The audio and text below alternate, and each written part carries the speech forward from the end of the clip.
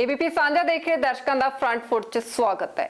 Modi cabinet ਦੇ ਵਿੱਚ ਮੰਤਰੀਆਂ ਨੂੰ ਉਹਨਾਂ ਦੇ ਮੰਤਰਾਲੇ ਸੌਂਪ ਦਿੱਤੇ ਗਏ ਨੇ। ਪੰਜਾਬ ਦੇ ਹਿੱਸੇ 3 ਕੇਂਦਰੀ ਮੰਤਰੀ ਆਏ ਨੇ ਤੇ ਉਧਰ ਪੰਜਾਬ ਦੇ ਕਿਸਾਨਾਂ ਨੇ ਇੱਕ ਵਾਰ ਫਿਰ ਤੋਂ ਸੂਬਾ ਸਰਕਾਰ ਦੇ ਖਿਲਾਫ ਮੋਰਚਾ ਖੋਲ ਦਿੱਤਾ ਹੈ। ਸਾਰੀਆਂ ਖਬਰਾਂ ਤੇ ਕਰਾਂਗੇ ਵਿਸਥਾਰ ਨਾਲ ਗੱਲ, ਪਰ ਪਹਿਲਾਂ ਹੈਡਲਾਈਨਸ। प्रधानमंत्री नरेंद्र मोदी की दूजी कैबिनेट च मंत्रियों को सौंपे मंत्राले। राजनाथ सिंह नूं बनाया रक्षा मंत्री, अमित शाह बने देश के गृह मंत्री, नितिन गडकरी नूं फिर सौंपया ट्रांसपोर्ट विभाग, निर्मला सीतारमण नूं बनाया वित्त मंत्री, एस जयशंकर बने देश के विदेश मंत्री, स्मृति ईरानी नूं बनाया महिला बाल विकास मंत्री। पंजाब चों 3 मंत्री मोदी की कैबिनेट च दूजी बार केंद्रीय कैबिनेट च पहुंचे हरसिमरत बादल। हरसिमरत बादल बने फूड प्रोसैसिंग मंत्री। पहली बार लोक सभा चोण जित के सोम प्रकाश बने केंद्रीय राज मंत्री। सोम प्रकाश नूं मिलिया कॉमर्स ते इंडस्ट्री मंत्राला। अमृतसर तो हार के बावजूद हरदीप पुरी नूं मिले 2 मंत्राले।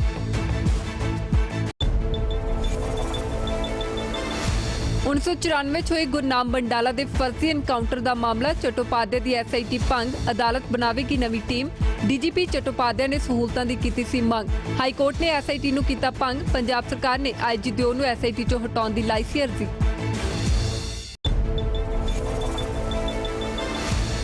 किसानां ने पंजाब सरकार खिलाफ विढ़िया मोर्चा। मंगां नूं लैके सरकार विरुद्ध किसानां वालों तिखा रोस प्रदर्शन।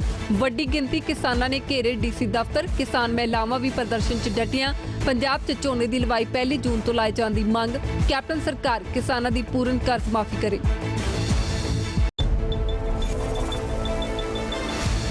गोबिंद घाट लई पहला जत्था होया रवाना। 5 प्यारिਆਂ ਦੀ अगवाई च होई जत्थे की रवानगी। 1 जून तो खुलणगे श्री हेमकुंड साहिब के किवाड़।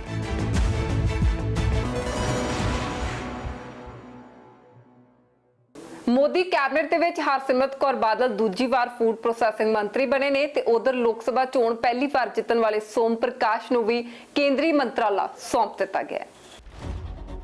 13 ਲੋਕ ਸਭਾ ਸੀਟਾਂ ਵਾਲੇ ਪੰਜਾਬ ਤੋਂ ਮੋਦੀ ਦੇ ਮੰਤਰੀ ਮੰਡਲ ਵਿੱਚ 2 MP ਨੂੰ ਮੰਤਰੀ ਬਣਾਇਆ ਗਿਆ ਹੈ, ਜਿਨ੍ਹਾਂ ਵਿੱਚ ਅਕਾਲੀ ਲੀਡਰ ਅਤੇ NDA ਦਾ ਹਿੱਸਾ ਹਰਸਿਮਰਤ ਕੌਰ ਬਾਦਲ ਨੇ। ਇਸ ਤੋਂ ਇਲਾਵਾ ਹੁਸ਼ਿਆਰਪੁਰ ਤੋਂ BJP ਦੇ ਸਾਂਸਦ ਸੋਮ ਪ੍ਰਕਾਸ਼ ਸ਼ਾਮਲ ਨੇ। हरसिमरत कौर बादल मोदी के मंत्रिमंडल च दूजी बार थां मिली है। हरसिमरत कौर बादल जिन्हां नूं फूड प्रोसैसिंग मंत्री बनाया गया है। हरसिमरत बादल बठिंडा सीट तो जिते ने। हरसिमरत ने कांग्रेस के राजा वड़िंग नूं हराया है। तीजी बार बठिंडा सीट तो उन्होंने लगातार जित हासिल की है। हरसिमरत कौर बादल पिछली सरकार विच भी फूड प्रोसैसिंग मंत्री ही सन। जी, मैं प्रधानमंत्री जी का शुक्राना करती हूँ कि उन्होंने एक बार फिर मुझे अपने मंत्रिमंडल में शामिल करके इस सेक्टर में काम करने का मौका दिया, क्योंकि पिछले 5 सालों में मैंने पूरी मेहनत करी थी कि जो प्रधानमंत्री जी का निशाना है कि किसानों की आमदन को दुगना किया जाए। सो इस मंत्रालय के जहाँ कोई खास कामकाज नहीं था, हर तरफ से एक तरफ से इंफ्रास्ट्रक्चर क्रिएशन ताकि किसानों की फसल की बर्बादी रुके, दूसरी तरफ रिटेल सेक्टर को डेवलप किया और ग्राउंडिंग होने के बाद अब जैसे कहते हैं ना कि वो बीज बो दिए गए, अब फसल बड़ी हो गई है, उसकी हार्वेस्टिंग का काम अगले 2 महीने में 2 सालों में इसका आउटपुट निकल के आएगा। सो मुझे खुशी है कि जब इसके बेनिफिट्स निकलेंगे तो पता लगेगा कितने किसानों का भला हुआ है। तो मुझे इस मंत्रालय को उसी में हेड करने का मौका मिला। मैंने इस विजन के साथ एक और चीज़ ऐड करी है कि डबलिंग फार्मर्स इनकम होए, लेकिन मेरे अगले 5 सालों का निशाना होगा कि ज़्यादा से ज़्यादा एम्प्लॉयमेंट जनरेशन, कि किसान का बच्चा किसानी से बाहर और कोई नौकरी की तरफ ना जाए, बल्कि उसको ऐसी ट्रेनिंग और ऐसी सहूलतें दी जाए कि वो एक एजुकेशन लेके जो उसके परिवार खेत में उगा रहा है उसको कैसे वैल्यू ऐड करके वो अपनी आमदन को कैसे बढ़ा सकता है। सो मैक्सिमम जॉब क्रिएशन और कन्वर्टिंग किसान के बच्चे किसानी में जो नहीं जाना चाहते तो वो एक तरह से किसानी से इन्वॉल्व होके एम्प्लॉयमेंट क्रिएट हो और उनके रोज़गार बढ़े, उनके आमदनी बढ़े। ये मेरा निशाना रहेगा। अकाली दल ने पंजाब दीयां 13 सीटां विचों 10 सीटां ते चोण लड़ी सी, पर अकाली दल दे हिस्से सिर्फ 2 सीटां ही आईयां, जिन्हां विचों बठिंडा अते फिरोजपुर सीट शामिल है। बाकी 3 सीटां ते भाईवाल पार्टी BJP ने चोण लड़ी सी। BJP ने चंगा प्रदर्शन करदिआं 2 सीटां ते जित हासिल की। गुरदासपुर तो सनी दिओल अते हुशियारपुर तो सोम प्रकाश चोण जिते। सोम प्रकाश नूं ਕੇਂਦਰੀ ਰਾਜ ਮੰਤਰੀ ਬਣਾਇਆ ਗਿਆ ਹੈ। ਕਾਮਰਸ ਅਤੇ ਇੰਡਸਟਰੀ ਦਾ ਮੰਤਰਾਲਾ ਸੌਂਪਿਆ ਹੈ।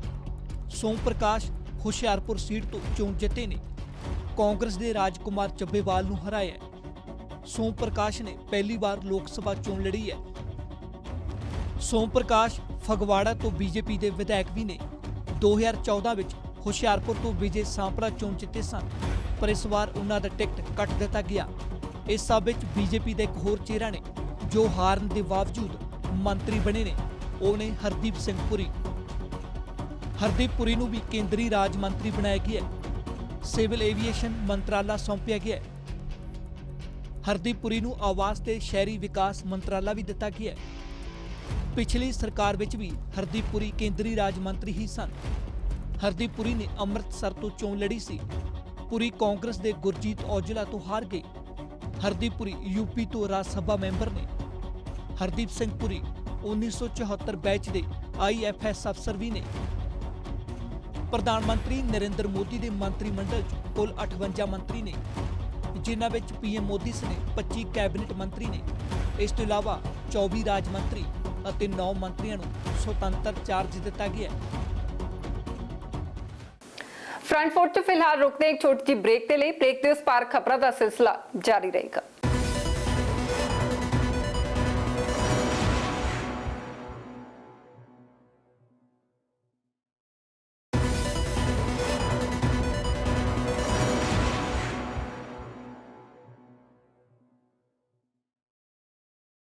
ਪੰਜਾਬ ਭਰ 'ਚ ਕਿਸਾਨਾਂ ਨੇ ਪੰਜਾਬ ਸਰਕਾਰ ਖਿਲਾਫ ਇੱਕ ਵਾਰ ਫਿਰ ਤੋਂ ਮੋਰਚਾ ਖੋਲ੍ਹ ਦਿੱਤਾ ਹੈ। ਪੂਰਨ ਕਰਜ਼ ਮਾਫੀ ਤੋਂ ਇਲਾਵਾ ਕਿਸਾਨਾਂ ਨੇ ਵੱਡੀ ਮੰਗ ਰੱਖੀ ਹੈ ਕਿ ਸਰਕਾਰ ਸਾਨੂੰ 1 ਜੂਨ ਤੋਂ ਝੋਨਾ ਲਾਉਣ ਦੀ ਇਜਾਜ਼ਤ ਦੇਵੇ। ਇਸ ਤੋਂ ਇਲਾਵਾ ਹੋਰ ਵੀ ਉਹਨਾਂ ਨੇ ਵੱਡੀਆਂ ਮੰਗਾਂ ਰੱਖੀਆਂ ਨੇ ਤੇ ਕਿਸਾਨਾਂ ਨੇ ਅਲਟੀਮੇਟਮ ਵੀ ਦਿੱਤਾ ਕਿ ਜੇਕਰ ਹੁਣ ਉਹਨਾਂ ਦੀਆਂ ਮੰਗਾਂ ਨਾ ਮੰਨੀਆਂ ਤਾਂ ਸੰਘਰਸ਼ ਹੋਰ ਤਿੱਖਾ ਕੀਤਾ ਜਾਵੇਗਾ।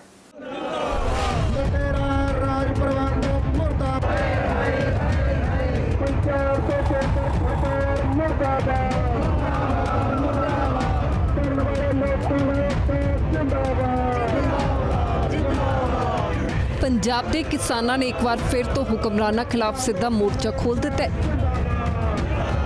ਅੱਜ ਪੰਜਾਬ ਦੇ ਵੱਖ-ਵੱਖ ਜ਼ਿਲ੍ਹਿਆਂ 'ਚ ਪੰਜਾਬ ਦੀਆਂ 7 ਕਿਸਾਨ ਜਥੇਬੰਦੀਆਂ ਦੀ ਅਗਵਾਈ ਹੇਠ ਸੂਬੇ ਭਰ 'ਚੋਂ ਵੱਡੀ ਗਿਣਤੀ ਕਿਸਾਨਾਂ ਨੇ ਆਪਣੀਆਂ ਮੰਗਾਂ ਨਾ ਮੰਨੇ ਜਾਣ ਤੇ ਧਰਨਾ ਪ੍ਰਦਰਸ਼ਨ ਕੀਤਾ ਹੈ। ਮਾਨਸਾ, ਬਠਿੰਡਾ, ਬਰਨਾਲਾ, ਪਟਿਆਲਾ ਤੇ ਲੁਧਿਆਣਾ 'ਚ ਕਿਸਾਨਾਂ ਵੱਲੋਂ DC ਦਫ਼ਤਰਾਂ ਮੂਹਰੇ ਵੱਡੇ ਪੱਧਰ ਤੇ ਪੰਜਾਬ ਸਰਕਾਰ ਖਿਲਾਫ ਰੋਸ ਪ੍ਰਦਰਸ਼ਨ ਕੀਤਾ ਗਿਆ ਤੇ ਜੰਮ ਕੇ ਨਾਅਰੇਬਾਜ਼ੀ ਕੀਤੀ ਗਈ। ਰੋਸ ਪ੍ਰਦਰਸ਼ਨ 'ਚ ਕਿਸਾਨ ਮਹਿਲਾਵਾਂ ਨੇ ਵੀ ਵੱਧ ਚੜ੍ਹ ਕੇ ਹਿੱਸਾ ਲਿਆ। ਕਿਸਾਨਾਂ 'ਚ ਸਮੇਂ ਦੀਆਂ ਸਰਕਾਰਾਂ ਪ੍ਰਤੀ ਤਿੱਖਾ ਰੋਸ ਹੈ।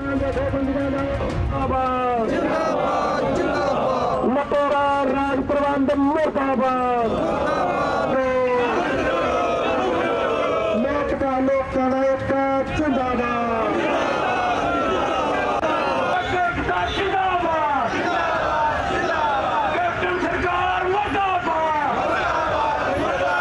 ਕਿਸਾਨਾਂ ਨੇ ਆਪਣੀਆਂ ਕਈ ਮੰਗਾਂ ਨੂੰ ਲੈ ਕੇ ਰੋਸ ਪ੍ਰਦਰਸ਼ਨ ਨੂੰ ਲਿਖਿਆ। ਕਿਸਾਨਾਂ ਦੀਆਂ ਖਾਸ ਮੰਗਾਂ ਕੁਝ ਇਸ ਤਰ੍ਹਾਂ ਨੇ।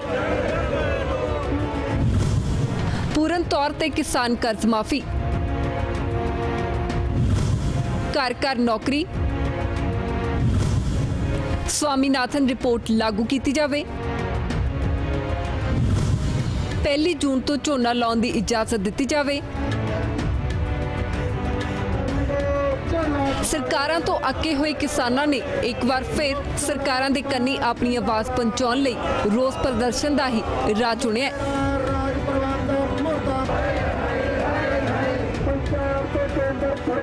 ਅੱਜ ਪੰਜਾਬ ਦੀਆਂ 7 ਕਿਸਾਨ ਜਥੇਬੰਦੀਆਂ ਨੂੰ ਪੰਜਾਬ ਦੇ DC ਦਫ਼ਤਰ ਮੂਹਰੇ ਧਰਨੇ ਦਿੱਤੇ ਜਾ ਰਹੇ ਆ।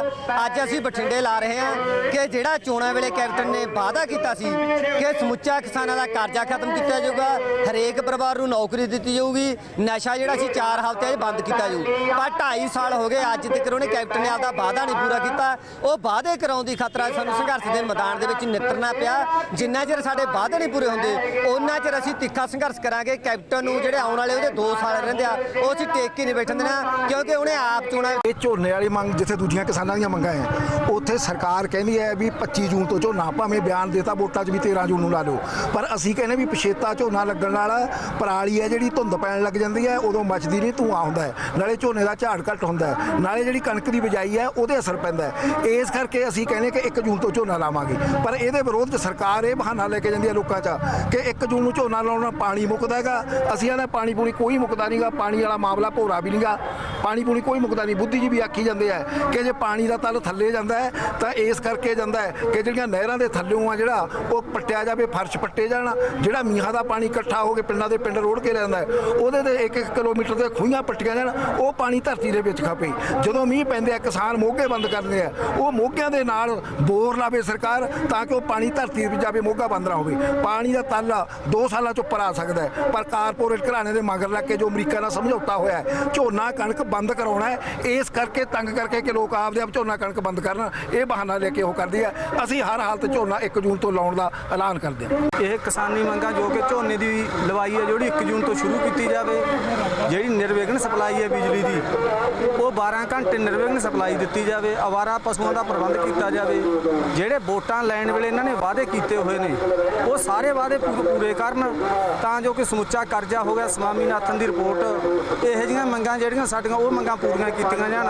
ਇਸ ਕਰਕੇ ਅਸੀਂ ਡੀਸੀ ਦਫ਼ਤਰਾਂ ਨੂੰ ਅੱਜ ਮੰਗ ਪੱਤਰ ਦਿੰਦੇ ਹਾਂ। ਉਸ ਤੋਂ ਬਾਅਦ ਜੇ ਸਾਡੀ ਇਸ ਮੰਗ ਪੱਤਰ ਤੇ ਨਾ ਗੌਰ ਹੋਈ ਤਾਂ ਸੱਤੇ ਕਿਸਾਨ ਜਥੇਬੰਦੀਆਂ ਮੀਟਿੰਗ ਕਰਕੇ ਅਗਲੇ ਤਕੜੇ ਸੰਘਰਸ਼ ਦਾ ਐਲਾਨ ਕਰਨਗੇ।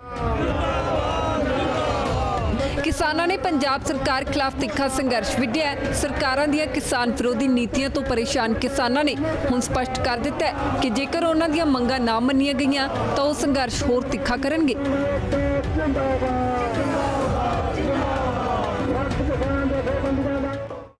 1994 ਚ ਹੋਏ ਗੁਰਨਾਮ ਬੰਡਾਲਾ ਫਰਜ਼ੀ ਐਨਕਾਊਂਟਰ ਮਾਮਲੇ ਦੇ ਵਿੱਚ ਬਣੀ SIT ਨੂੰ ਅਦਾਲਤ ਨੇ ਭੰਗ ਕਰ ਦਿੱਤਾ ਤੇ ਹੁਣ ਨਵੇਂ ਸਿਰੇ ਤੋਂ SIT ਬਣਾਈ ਜਾਵੇਗੀ। ਕਿਉਂ ਕੀਤੀ ਗਈ SIT ਭੰਗ ਤੇ ਕਿਉਂ ਬਣਾਈ ਜਾਵੇਗੀ ਨਵੀਂ, ਆਓ ਦੇਖਦੇ ਹਾਂ।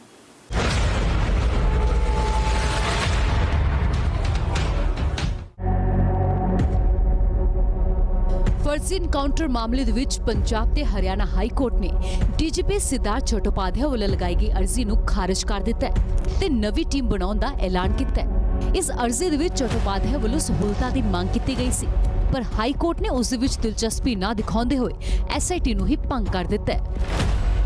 1994 ਫਰਜ਼ੀ ਐਨਕਾਊਂਟਰ ਗੁਰਨਾਮ ਸਿੰਘ ਬੰਡਾਲੇ ਦੇ ਮਾਮਲੇ ਵਿੱਚ ਹਾਈ ਕੋਰਟ ਨੇ ਇੱਕ ਨਵੀਂ SIT ਬਣਾਉਣ ਦਾ ਐਲਾਨ ਕੀਤਾ ਹੈ। ਹਾਲਾਂਕਿ ਪਹਿਲਾਂ SIT ਬਣਾਈ ਗਈ ਸੀ ਜਿਸ ਦੇ ਚੇਅਰਮੈਨ ਸਿਧਾਰਥ ਚਟੋਪਾਧਿਆਏ ਸੀ DGP, ਲੇਕਿਨ ਉਹਨਾਂ ਵੱਲੋਂ ਐਪਲੀਕੇਸ਼ਨ ਲਗਾਈ ਗਈ ਕਿ ਪੰਜਾਬ ਸਰਕਾਰ ਉਹਨਾਂ ਨੂੰ ਬਣਦੀਆਂ ਸਹੂਲਤਾਂ ਨਹੀਂ ਦੇ ਰਹੀ, ਜਿਸ ਕਰਕੇ ਇਨਵੈਸਟੀਗੇਸ਼ਨ ਦੇ ਵਿੱਚ ਵਿਘਨ ਪੈ ਰਿਹਾ ਹੈ।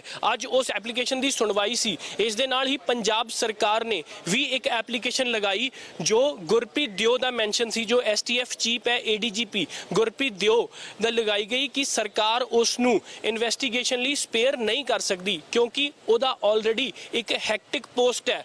ਸੋ ਇਹਨਾਂ ਦੋਨਾਂ ਐਪਲੀਕੇਸ਼ਨਾਂ ਦੀ ਸੁਣਵਾਈ ਦੌਰਾਨ ਅਦਾਲਤ ਨੇ ਇਹ ਫੈਸਲਾ ਕੀਤਾ ਕਿ SIT ਨਵੇਂ ਸਿਰੇ ਤੋਂ ਬਣਾਈ ਜਾਏਗੀ। ਜਦੋਂ 2 ਆਫੀਸਰ, ਇੱਕ ਨੂੰ ਸਰਕਾਰ ਨਹੀਂ ਛੱਡ ਸਕਦੀ ਔਰ ਇੱਕ ਆਪਣੇ ਕਾਰਨਾਂ ਕਰਕੇ ਨਹੀਂ ਇਨਵੈਸਟੀਗੇਟ ਕਰਨਾ ਚਾਹੁੰਦਾ, ਅਦਾਲਤ ਕਿਸੇ ਨੂੰ ਵੀ ਫੋਰਸ ਨਹੀਂ ਕਰ ਸਕਦੀ ਕਿਸੇ ਮਾਮਲੇ ਨੂੰ ਤਫਤੀਸ਼ ਕਰਨ ਦੀ। ਸੋ ਇੱਕ ਨਵੇਂ ਪਾਸਿਓਂ SIT ਬਣੇਗੀ। ਇਸ ਦੇ ਨਾਲ ਹੀ ਸਿਧਾਰਥ ਚਟੋਪਾਧਿਆਏ ਨੂੰ ਕੋਈ ਵੀ ਸਹੂਲਤ ਦੇਣ ਤੋਂ ਮਨਾ ਕਰ ਦਿੱਤਾ। ਹਾਈ ਕੋਰਟ ਨੇ ਸੁਣਵਾਈ ਦੌਰਾਨ ਕਿਹਾ ਕਿ ਅਦਾਲਤ ਆਪਣੇ ਹਿਸਾਬ ਦੇ ਨਾਲ ਨਵੀਂ ਟੀਮ ਬਣਾਏਗੀ ਜੋ ਕਿ 1994 ਦੇ ਵਿੱਚ ਗੁਰਨਾਮ ਸਿੰਘ ਬੰਡਾਲਾ ਦੇ ਫਰਜ਼ੀ ਐਨਕਾਊਂਟਰ ਦੀ ਜਾਂਚ ਕਰੇਗੀ। ਹਾਲਾਂਕਿ ਚਟੋਪਾਧਿਆਏ ਵੱਲੋਂ ਕੇਸ ਦੀ ਤਫਤੀਸ਼ ਦੇ ਲਈ ਸਹੂਲਤਾਂ ਦੀ ਮੰਗ ਕੀਤੀ ਗਈ ਸੀ ਤੇ ਉਹਨਾਂ ਨੇ ਜਾਂਚ ਕਰਨ ਦੇ ਲਈ ਦਫ਼ਤਰ, ਗੱਡੀਆਂ ਤੇ ਮੁਲਾਜ਼ਮ ਮੰਗੇ ਸੀ, ਪਰ ਹਾਈ ਕੋਰਟ ਨੇ ਚਟੋਪਾਧਿਆਏ ਦੀ ਇੱਕ ਨਾ ਸੁਣੀ ਤੇ ਨਵੀਂ ਟੀਮ ਬਣਾਉਣ ਦਾ ਐਲਾਨ ਕਰ ਦਿੱਤਾ। अब आज स्टेट की भी एप्लीकेशन लगी कि miss Gurpreet Dev also is not available for investigation.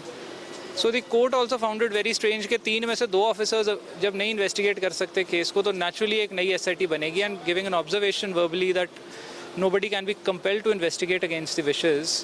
So the honourable court reserved the order कि okay, I'll pass appropriate orders at a later stage. ये observation court ने दी है। ਤੇ ਹੁਣ ਥੋੜਾ ਇਸ ਮਾਮਲੇ ਦੇ ਬੈਕਗ੍ਰਾਉਂਡ ਨੂੰ ਸਮਝਦੇ ਹਾਂ ਖੁਦ वकील ਦੀ ਜ਼ੁਬਾਨੀ। इस केस में 11 अप्रैल को SIT कॉन्स्टिट्यूट की थी हाई कोर्ट ने फॉर अ 1994 एनकाउंटर जिसमें जिस आदमी का इनकाउंटर हुआ है वो ज़िंदा निकला बाद में और वो बॉडी किसकी है ना स्टेट ने आइडेंटिफाई किया, ना उस पर कोई FIR रजिस्टर की, और उल्टा स्टेट ने ये स्टैंड रखा जी हमें कभी कोई कंप्लेंट नहीं दी गई। उस पर फाइनली 11 अप्रैल 2019 को after almost 6 years of being in the high court एक SIT कॉन्स्टिट्यूट की गई by the honourable high court, जिसमें मिस्टर सिद्धार्थ चट्टोपाध्याय चेयरपर्सन थे, miss Gurpreet Dev and mister Chandrashekhar were to assist him. अब इंटरेस्टिंगली स्टेटस रिपोर्ट फाइल होनी थी 27 मई को। सो 27 मई को चट्टोपाध्याय साहब की तरफ से एक एप्लीकेशन फाइल हुई कि उनके पास जो पोस्ट उन्होंने वो होल्ड कर रहे हैं दैट इज़ अ नॉन कार्डर पोस्ट, और ना उनके पास कोई इंफ्रास्ट्रक्चर है, ना उनको इसमें कोई कोऑपरेशन मिली है, which was a specific order of the high Court कि he should be given due assistance by the state और सारा कुछ प्रोवाइड किया जाए for the investigation. In a way उस चीज़ को स्टेट ने अपने एफिडेविट में भी एडमिट कर लिया जब स्टेट ने ये कहा है कि इस केस में SIT की पहली मीटिंग 13 मई को हुई है। सो ऑब्वियसली 27 तक स्टेटस रिपोर्ट देना तो पॉसिबल ही नहीं था। 13 मई को पहली मीटिंग हुई, 16 मई को मिस्टर चट्टोपाध्याय ने ये उसमें लेटर लिख दी जिसमें उन्होंने क्लैरिफाई किया कि जी इसमें मुझे कोई रिकॉर्ड प्रोवाइड नहीं किया गया, कोई डिटेल्स नहीं दी गई हैं अभी तक। So as of now the case even the investigation has not been started in the case. ਦੱਸਦੇ ਕਿ ਇਸ ਦੇ ਨਾਲ ਹੀ ਪੰਜਾਬ ਸਰਕਾਰ ਵੱਲੋਂ IG ਗੁਰਪ੍ਰੀਤ ਦਿਓ ਨੂੰ SIT ਵਿੱਚੋਂ ਹਟਾਉਣ ਦੀ ਅਰਜ਼ੀ ਲਾਉਂਦੇ ਹੋਏ ਕਿਹਾ ਗਿਆ ਕਿ ADGP ਦਿਓ ਪਹਿਲਾਂ ਹੀ STF ਦੇ ਮੁਖੀ ਨੇ, ਇਸ ਲਈ ਫਰਜ਼ੀ ਇਨਕਾਊਂਟਰ ਦੀ ਤਫਤੀਸ਼ ਕਰਨ ਦੇ ਲਈ ਸਮਾਂ ਨਹੀਂ ਕੱਢ ਸਕਣਗੇ। ਅਦਾਲਤ ਨੇ ਸਾਰਿਆਂ ਤੱਥਾਂ ਨੂੰ ਸੁਣਦੇ ਹੋਏ ਨਵੀਂ ਟੀਮ ਬਣਾਉਣ ਦਾ ਐਲਾਨ ਕੀਤਾ ਹੈ। ਅਦਾਲਤ ਨੇ ਕਿਹਾ ਕਿ ਇਸ ਮਾਮਲੇ ਦੀ ਤਫਤੀਸ਼ ਉਹ ਆਪਣੇ ਹਿਸਾਬ ਦੇ ਨਾਲ ਕਰਵਾਏਗੀ।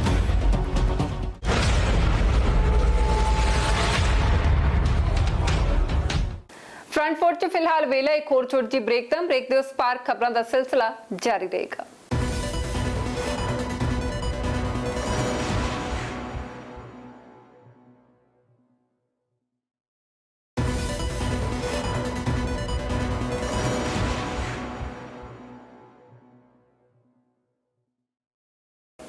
श्री हेमकुंट साहिब जाने वाले श्रद्धालुओं का पहला जत्था गोबिंद घाट के लिए अज रवाना हो गया। 1 जून को श्री हेमकुंट साहिब के कवाड़ खुलणगे। 5 प्यारिਆਂ की अगवाई के विच अज पहले जत्थे की रवानगी हुई है।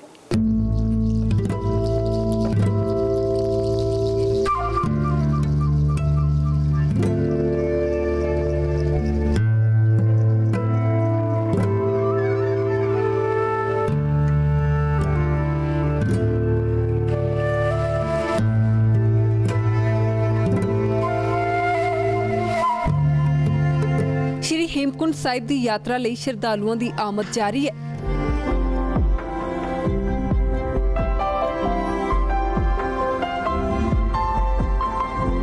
इस दरमियान श्रद्धालु अगले पड़ाव ते हुंदियां होइयां 31 मई ਨੂੰ गोबिंद घाट ਲਈ रवाना हुए।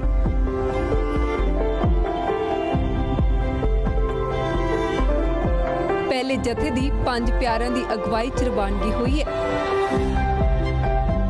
हेमकुंट साहिब की यात्रा कुछ सख्त है, पर इस दे बावजूद यात्रियों की आस्था ते कोई प्रभाव नहीं पैंदा। यात्रियों लई हर तरह के पुख्ता प्रबंध किए गए ने। हेमकुंट साहब के किवाड़ बेशक 1 जून को खुल रहे हैं। जेकर पहले जत्थे की गल करिए तो पहले जत्थे की रवानगी गोबिंद घाट तो 31 मई को होगी। गोबिंद घाट वो पावन स्थान है जो अलकनंदा नदी के कंढे वसिया होया है। तो जेकर संगतां की गल करिए तो संगतां जो इस पावन ते मुकद्दस स्थान के दर्शन दीदारे करन आउंदियां हन, उन्हां दे लई ये तीसरा पड़ाव हुंदा है। ऋषिकेश तो श्रीनगर अते श्रीनगर तो संगतां गोबिंद घाट विखे रुकदियां हन। गोबिंद घाट विखे रात का विश्राम करन तो बाद संगतां अपनी मंजिल दे वल अगे रवाना हुंदियां हन। बद्रीनाथ नूं जदों जिहड़ा रस्ता जांदा है उस दे विच ये करीब 22 किलोमीटर पहलां ये स्थान जिहड़ा आउंदा है ते इत्थों ही संगतां जिहड़ा अपनी मंजिल दे वल अगे रवाना हुंदियां हन। कल नूं यानी कि 31 मई नूं 5 प्यारिਆਂ ਦੀ अगवाई दे विच ਪਹਿਲਾਂ ਸਵੇਰੇ श्री अखंड पाठ साहब दे भोग पैणगे ते इसे मार्ग दे राहीं ही जिहड़ा पहला जत्था है ਉਹ अपनी मंजिल वल गुरुद्वारा गोबिंद धाम ਅਤੇ गोबिंद धाम रात विश्राम करन तो बाद ਉਹ जत्था हेमकुंट साहब दे उस पावन स्थान मुकद्दस स्थान जिसनों साहिब श्री गुरु गोबिंद सिंह महाराज जी के पूर्वले जन्म का तप स्थान जिहड़ा वो कहा जाता है उस दे लई रवाना होवेगा। श्री हेमकुंट साहब के हैड ग्रंथी साहब साडे नाल मौजूद ने, उन्हां तो जाणदे हां कि किहो जिहे प्रबंध किए गए हैं अते पहले जत्थे की आमद नूं लैके संगतां दे विच किहो जिहा जिहड़ा उत्साह पाया जा रहा है। बाबा जी वाहिगुरू जी का खालसा वाहिगुरू जी की फतेह। कल की गल करिए 31 मई नूं पहला जत्था जिहड़ा उस स्थान के लिए रवाना होवेगा। की जिहड़ा पूरा शेड्यूल ਸ਼ਡਿਊਲ ਹੈ ਤੇ ਕਿੰਨੇ ਵਜੇ ਜਥੇ ਦੀ ਰਵਾਨਗੀ ਹੋਵੇਗੀ? ਧੰਨ ਧੰਨ ਸਾਹਿਬ ਸ੍ਰੀ ਗੁਰੂ ਗੋਬਿੰਦ ਸਿੰਘ ਸਾਹਿਬ ਜੀ ਮਹਾਰਾਜ ਜੀ ਦੇ ਪਾਵਨ ਪਵਿੱਤਰ ਤਪ ਅਸਥਾਨ ਸੱਚਖੰਡ ਸ੍ਰੀ ਹੇਮਕੁੰਟ ਸਾਹਿਬ ਜੀ ਦੀ ਯਾਤਰਾ 1 ਜੂਨ 2019 ਤੋਂ ਆਰੰਭ ਹੋ ਰਹੀ ਹੈ, ਜਿਨ੍ਹਾਂ ਦੇ 31 ਮਈ ਨੂੰ 8 ਵਜੇ ਦੇ ਕਰੀਬ ਜੋ ਭੋਗ ਪਾਏ ਜਾਣਗੇ ਤੇ 9 ਵਜੇ ਦੇ ਕਰੀਬ ਅਰਦਾਸ ਬੇਨਤੀ ਕਰਕੇ ਜੋ ਪੰਜ ਪਿਆਰਿਆਂ ਦੀ ਅਗਵਾਈ ਹੇਠ ਜਥਾ ਜੋ ਗੁਰਦੁਆਰਾ ਗੋਬਿੰਦ ਧਾਮ ਸਾਹਿਬ ਨੂੰ ਰਵਾਨਾ ਹੋਵੇਗਾ। ਜੇਕਰ ਗੋਬਿੰਦ ਧਾਮ ਦੀ ਗੱਲ ਕਰੀਏ, ਗੋਬਿੰਦ ਧਾਮ ਸਾਹਿਬ ਰੁਕ ਕੇ ਰਾਤ ਦਾ ਵਿਸ਼ਰਾਮ ਕਰਕੇ ਅਗਲਾ ਕਿੰਨਾ ਪੈਂਡਾ ਹੈ ਸੇਮ ਡੇ ਹੀ ਉੱਥੇ ਜਿਹੜਾ ਹੇਮਕੁੰਟ ਸਾਹਿਬ ਜਥਾ ਪਹੁੰਚ ਜਾਵੇਗਾ? ਸਮੂਹ ਮੈਨੇਜਮੈਂਟ ਟਰਸਟ ਵੱਲੋਂ ਸਾਰੇ ਹੀ ਪ੍ਰਬੰਧ ਗੁਰਦੁਆਰਾ ਸਾਹਿਬ ਵਿੱਚ ਕੀਤੇ ਹੋਏ ਹਨ, ਰਿਹਾਇਸ਼ ਦੇ ਜਾਂ ਲੰਗਰ ਦੇ। ਤੇ ਉਸ ਤੋਂ ਬਾਅਦ ਜੋ ਗੋਬਿੰਦ ਧਾਮ ਤੋਂ 6 ਕਿਲੋਮੀਟਰ ਹੇਮਕੁੰਟ ਸਾਹਿਬ ਜੀ ਦਾ ਜੋ ਰਸਤਾ ਹੈ ਉਹ ਸੰਗਤਾਂ ਤੈਅ ਕਰਕੇ ਜੋ 1 ਜੂਨ ਨੂੰ ਸੱਚਖੰਡ ਸ੍ਰੀ ਹੇਮਕੁੰਟ ਸਾਹਿਬ ਜੀ ਦੇ ਕਵਾੜ ਖੋਲ ਰਹੇ ਹਨ। ਸਤਿਗੁਰਾਂ ਦੇ ਦਰਸ਼ਨ ਇਸ਼ਨਾਨ ਕਰਕੇ ਸੰਗਤਾਂ ਪ੍ਰਭਾਵਿਤ ਹੋਣਗੀਆਂ। ਵਾਹਿਗੁਰੂ ਜੀ ਕਾ ਖਾਲਸਾ, ਵਾਹਿਗੁਰੂ ਜੀ ਕੀ ਫਤਿਹ। ਸੋ ਇਹ ਸਨ ਗੁਰਦੁਆਰਾ ਹੇਮਕੁੰਟ ਸਾਹਿਬ ਦੇ ਹੈੱਡ ਗ੍ਰੰਥੀ ਸਾਹਿਬ, ਜਿਨ੍ਹਾਂ ਨੇ ਦੱਸਿਆ ਕਿ ਸਵੇਰੇ 9 ਵਜੇ ਪੰਜਾਂ ਪਿਆਰਿਆਂ ਦੀ ਅਗਵਾਈ ਦੇ ਵਿੱਚ ਜੈਕਾਰਿਆਂ ਦੀ ਗੂੰਜ ਦੇ ਵਿੱਚ ਪਹਿਲਾ ਜਥਾ ਗੋਬਿੰਦ ਘਾਟ ਤੋਂ ਗੋਬਿੰਦ ਧਾਮ ਦੇ ਲਈ ਰਵਾਨਾ ਹੋਵੇਗਾ, ਜਿੱਥੇ ਰਾਤ ਦਾ ਵਿਸ਼ਰਾਮ ਕਰਨ ਤੋਂ ਬਾਅਦ ਗੁਰੂ ਗੋਬਿੰਦ ਸਿੰਘ ਮਹਾਰਾਜ ਜੀ ਦੇ ਪੂਰਬਲੇ ਤਪ ਅਸਥਾਨ ਹੇਮਕੁੰਟ ਪਰਬਤ ਹੈ, ਜਹਾਂ ਸਭ ਸਿੰਘ ਸੋਭਤ ਹੈ, ਤਾਂ ਐਸੇ ਮਹਾਨ ਅਸਥਾਨ ਦੇ ਦਰਸ਼ਨ ਦਿਦਾਰੇ ਕਰਨ ਲਈ ਸੰਗਤਾਂ ਜਿਹੜਾ ਉਹ ਆਪਣੀ ਮੰਜ਼ਿਲ ਦੇ ਵੱਲ ਅੱਗੇ ਵਧਣਗੀਆਂ। ਪਲ ਪਲ ਦੀ ਅਪਡੇਟ ਜਿਸ ਤਰ੍ਹਾਂ ਜਥਾ ਅੱਗੇ ਜਾਵੇਗਾ ਅਸੀਂ ਤੁਹਾਨੂੰ ABP ਸਾਂਝਾ ਤੇ ਦਿੰਦੇ ਰਵਾਂਗੇ। ਕੈਮਰਾ ਪਰਸਨ ਗੁੰਜੀਤ ਦੇ ਨਾਲ ਪਰਮਜੀਤ ਸਿੰਘ, ABP ਸਾਂਝਾ, ਗੋਬਿੰਦ ਘਾਟ। ਫਰੰਟਫੋਰਟ ਚ ਅੱਜ ਲਈ ਇੰਨਾ ਹੀ। ਮੈਨੂੰ ਦਿਓ ਇਜਾਜ਼ਤ। ਦੇਸ਼ ਦੁਨੀਆ ਦੀ ਹਰ ਵੱਡੀ ਖਬਰ ਦੇ ਲਈ ਤੁਸੀਂ ਦੇਖਦੇ ਰਹੋ ABP ਸਾਂਝਾ।